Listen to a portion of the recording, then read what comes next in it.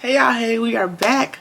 We are back with Ruthless. Woo! Inserts clapping soundtrack, right? They've been gone for a couple months, but we on season 5. I am excited because I love this freaking show almost as much as Sisters. Almost, not quite all the way, but almost. Either way, we are back for season 5. Y'all know they always drop multiple episodes on BET Plus if you're looking for it. It is, I like to call it a spin-off of The Oval.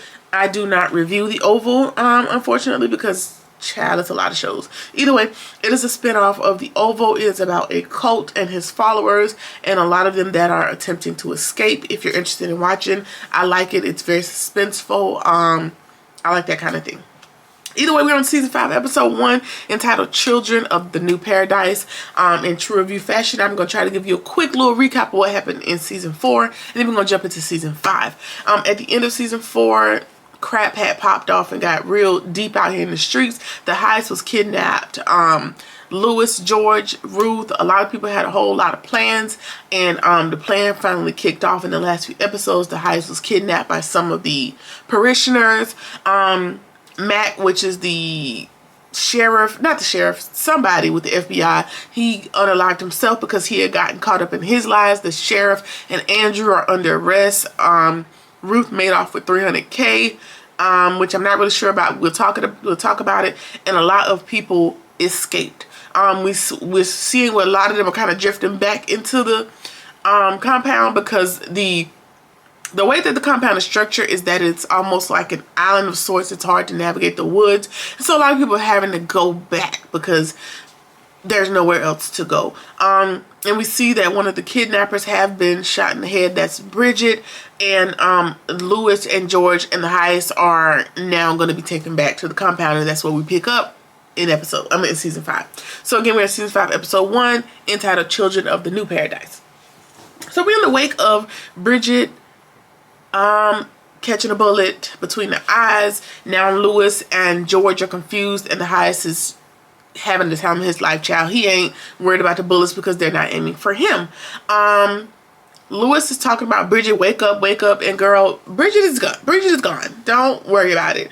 Daikon and Manny show up, with the tools on deck, and they're there to rescue their beloved Heist. And then Daikon shoots Lewis in the shoulder, but he doesn't unalive him because we want to torture them and make them pay, of course. And so now they have no choice but to surrender. The Heist is overcome with emotion because the Raku has decided to spare his life yet again and bring him back to his flock. He is so overcome with emotions, he kisses Daikon on the lips, and it looks like Daikon is back in his good graces. Mind you, Daikon was in trouble. Like, he was on edge a lot of last season because, River was kind of edging him out, and then Ruth was pushing him all the way out. And so, yes. So we see a bus heading back towards the compound, and we see Ruth in her car behind the bus. And it looks like Obadiah had pulled over. I don't know why he pulled over or whatever. There wasn't really a build-up to say. But the children are on it, singing their praises to the Rakadushi or whatever. And then you see Ruth kind of roll up on the bus, and you see Callie in the back window. And she is screaming for that baby, and she cannot run to catch up with that bus. She can't run fast enough to keep up with the bus. Don't know why she wouldn't just drive, because they're headed back to the compound, and now she's been seen by somebody who is obviously still down for the Raku. So that might have been a bad move, but we know that Ruth is a bad bee and she's gonna get out of it. Okay. River, Joan, Lacey, and Zane are lost in the woods. Like I said, the compound is secluded, and so it's difficult to navigate the woods. And so they're falling apart. They should have went back. Like, everybody's kind of arguing, and then we see Joan get caught in a damn bear trap.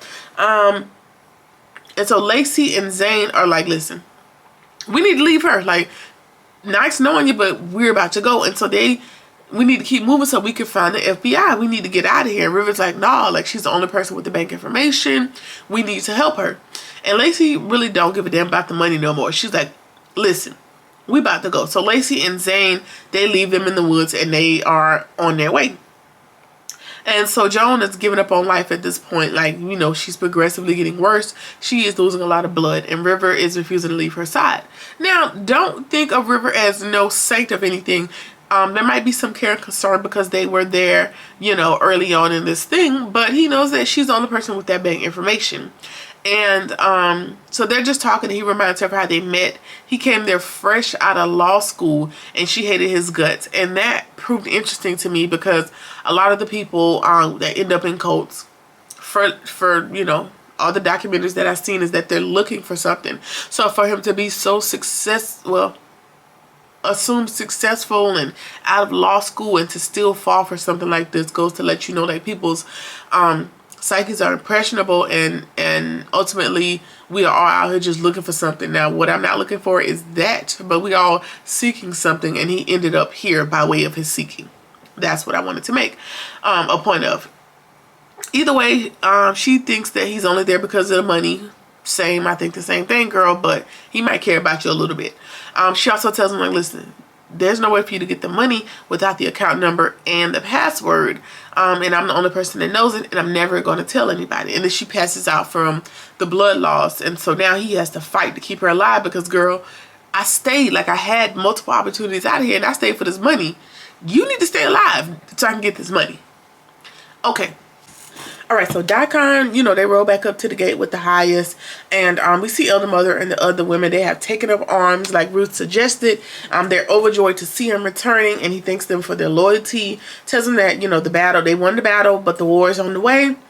Elder Mother wants to keep marching forward to fight the evil FBI that is going to be, you know, coming down on them very soon in order to protect the highest. So the Raikou women are singing and marching towards the gunfire, and that the FBI is taking on. You know, they're going off to battle. They want to protect the highest at all costs. And we are introduced to a new group of misfits. They are there to take out the FBI. Well, they're really, what they're doing is they're fighting with the FBI because the FBI was there to get Tyrone. They're also there to get Tyrone because they're there on their behalf of the cartel. They are here to unalive Tyrone / the highest and get the money back that he has taken from them, from the cartel, right? And so they're trying to eliminate the FBI so they can get what they came there to get, right? Okay. So the FBI is overpowered and now they have to retreat. They have to retreat. Okay. Meanwhile, River is desperate for Joan to wake up. And he's like, you know, girl, get up, get up, get up. And then we see Manny stumble upon them in the woods. And River begs for him to help them. He is wanting to help them. He's worried about, like, why are y'all in civilian clothes? Like, what's going on here? And but he finally helps him get the bear trap off of her leg. Now, what I noticed within these 3 episodes about Manny is it appears that he might be back to believing this Rakadusha thing, because he was out and then he was in, then he was out, then he was in, because he was also a part of this plan with Lewis and George and Ruth and everybody else. But I'm not sure. I don't know, maybe he's afraid and he's just kind of going along to get along like everybody else that ends up back on the compound, just so they can regroup, but we'll see. Either way, we see Ruth roll up in the car and she runs into Lacey and Zane and she's like, girl, where y'all going? And they're like, listen, we got lost in the woods. We couldn't find our way out. But we just gonna keep going. And she's like, listen, I'm headed back because I saw Callie with my own eyes. Like, her fight to go get her daughter is renewed, and I don't think she would have ever left. I think she wanted to maybe get that money off the compound, you know. Again, I don't know if she got that money or not, but I'll talk about that part when I get to it. She's headed back to go get Callie because she saw her daughter and she just not leaving. And she's like, listen, are y'all with me or not? Because it's going to be hard for y'all to get out the compound on your own. And Zane knows, like, hey, we probably won't survive without her. We should go back and regroup and figure out what she has in store.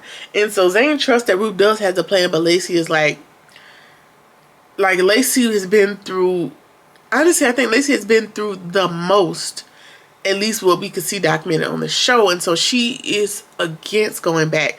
And by the end of episode 3, we'll see what she is losing her will to fight. Like, her literal mind has been lost. And so going back with Ruth may have been the worst decision for her psyche. But it's also like, what choice do you have? Like, I have a way to get back on sight unseen and they not know that we tried to escape, because there was a lot of melee, there was a lot of happening at this time, and you know, the highest and Daikon and everyone else doesn't really know like who was fighting, who was there, who was hiding, who was trying to leave. And so now all of that has to be sorted out. So now that the highest is back, anybody that's going to be caught outside is going to be seen as a traitor. So yeah, it's not going to be a good look. So you should just come back with me. And so they decide to do that.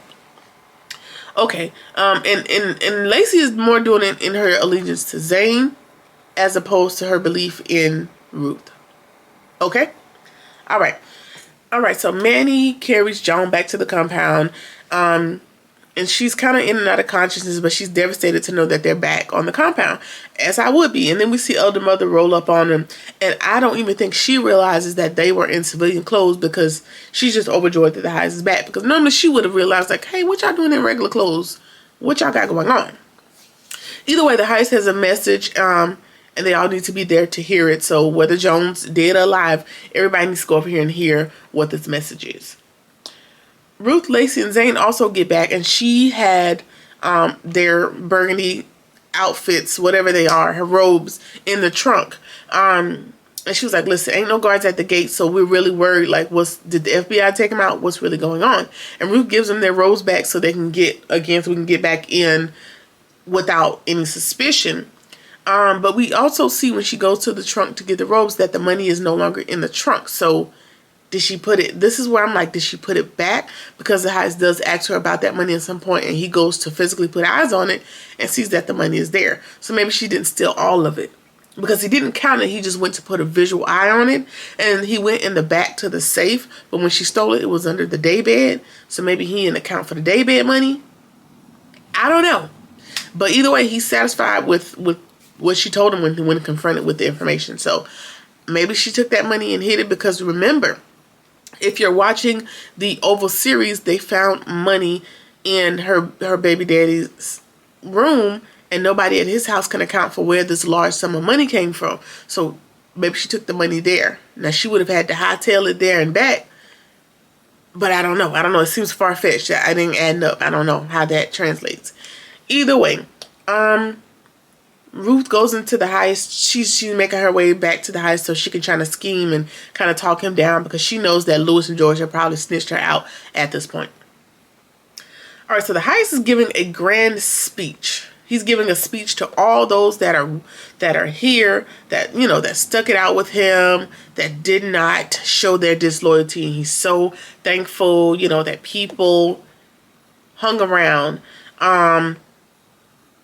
And he claims that the Raku will reward them with good health. He will repay them, and we're here for the good long fight, and he appreciates everybody. Whatever. He gets back to his trailer, and Ruth is in there in her good lingerie, honey.